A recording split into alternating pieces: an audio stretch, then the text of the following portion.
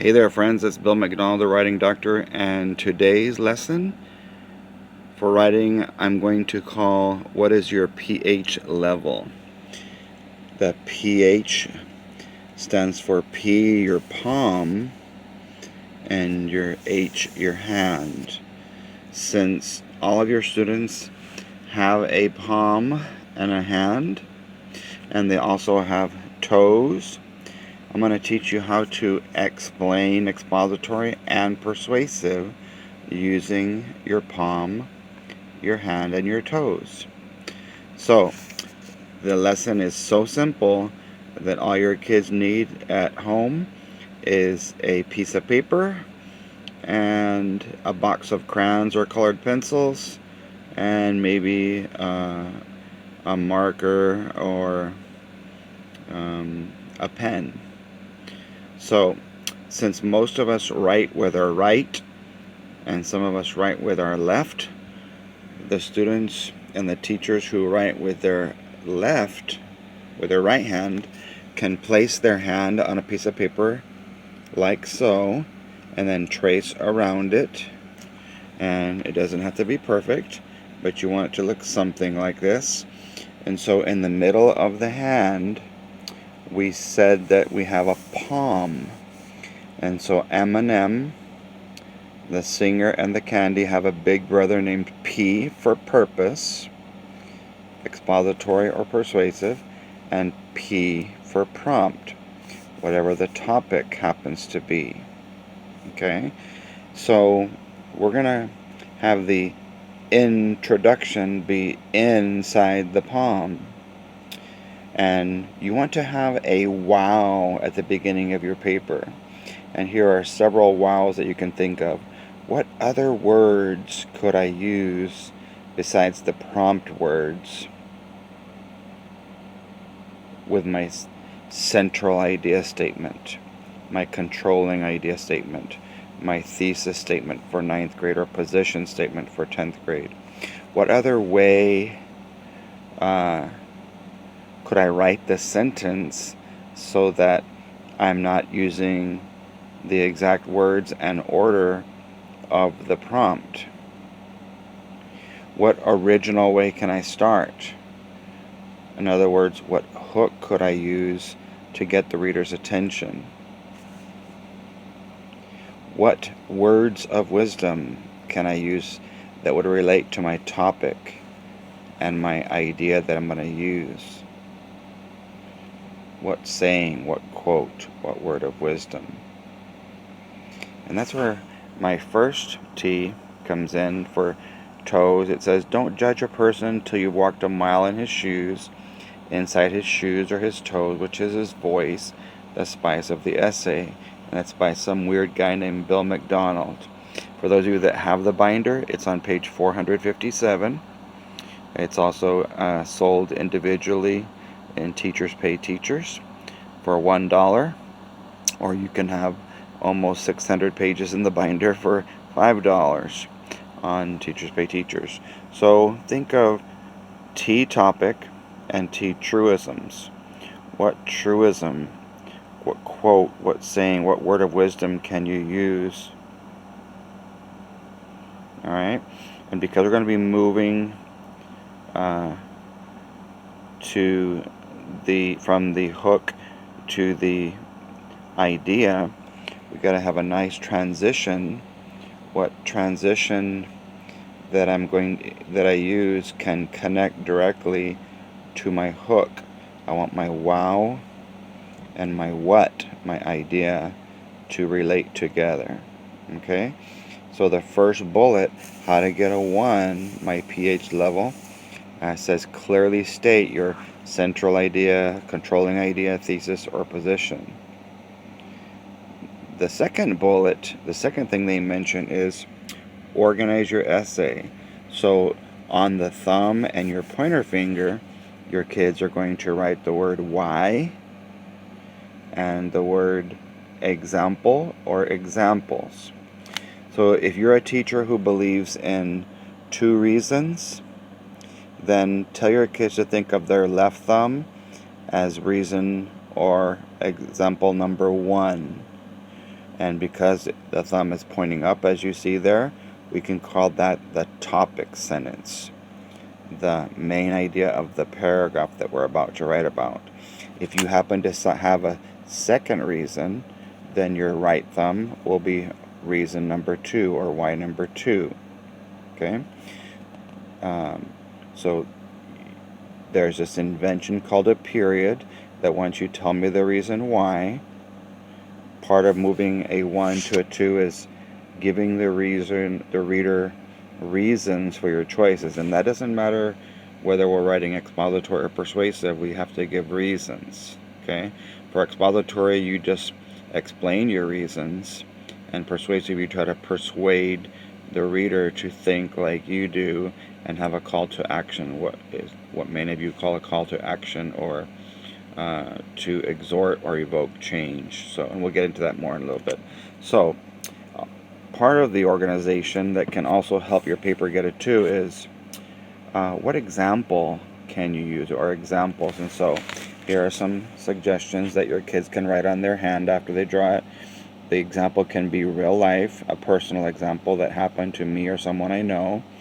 It can be realistic, a hypothetical example. A lot of times when you're doing hypothetical examples, you're writing in second person, saying that you can do this and you can do that.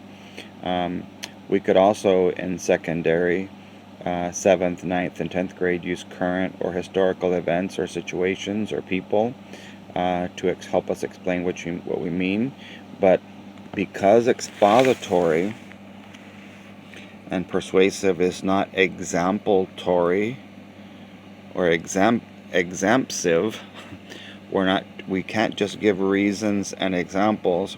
The third bullet says to develop your ideas in detail. So what they're saying is, if you want to get a 3, you need to have specific supporting sentences in which you explain yourself. So your kids can draw little stars on the middle finger asking several questions. We've already got the why, and we have the what example, but which examples, which sentences, which details, which smarties sentences, and which details, dum-dums, can I use to help me explain this example, this personal, historical, hypothetical, or current event a little bit better? Who can I use as part of the example that will best fit it? Where does or did this example take place? When did it take place? And when does this example that I'm using happen? How can I best explain that? So that's what I call, in my folder, the 6 + 1 W's. The 6 W's are who, what, when, where, why, and which. There's the why, the what, which, who, where, when, and the +1 is the how. How can you explain yourself the best? And so what often happens is a 2 turns into a 3 by how many details you add to explain the example. And a lot of times certain programs will have this formulaic approach where they say, give an opinion and give an anecdote or whatever. Well, no, they just want you to explain yourself and what you mean. You don't have to get fancy. The 4th bullet says, choose your words carefully. So what they're saying is, words, if you take the W of words and break it apart into 2 V's, you get voice and vocabulary. And I call that exploding. Don't just explain, explode your essay. And what I like about that being on the 4th finger, when you first get engaged, you wear a special ring around that finger so your kids can draw a little gold ring and put a nice little diamond on there. And part of your voice is your heart and your head connection. Your heart has your feelings and your emotions. There's the heart. And your head has your thoughts and your opinions. And so the next part of the voice is the head. What are my opinions? What are my thoughts? And so that little O of toes is someone's head. I want to know the world from your perspective, your point of view. The emotions. How are you feeling? If you just tell me, at least use higher vocabulary. Don't write sad, write disappointed. If you want to show me, don't even write disappointed. Write what you do or say or think when you're disappointed. That's what they mean by show, don't tell. Take off the word and write a whole phrase or a sentence that shows what you mean. Another part of your voice that's going to keep the reader engaged is the S of toes. Use your senses. I want to be able to see, hear, smell, taste, and touch. What do you say in certain situations regarding whatever topic it is you're writing about? And finally, the S, the salsa. Does this essay have vocabulary and figurative language that's appropriate, that fits in and ties in well with the essay? With that, we only have one finger left, the ending. And notice that I separated the word end from the phrase ings. If your kids just end their essay with one sentence, that's usually restating or repeating. What I would love for your 2-3 kids to do, how do I go and hang on to the 4? Make sure you have some way where you rephrase it. Don't give the reader leftovers. Give them dessert. What can I write that will give a change, a lesson, insight, a moral, a transformation that could take place for expository? Conclusion has 3 syllables, so reflection. How is my world different or better because of whatever I'm writing about today? And if we're doing persuasive, the last letter in the word persuasive is E. So not just a call for action, but what you're saying is, don't just end your essay. Exhort the reader, evoke change, encourage change. And so there you have it.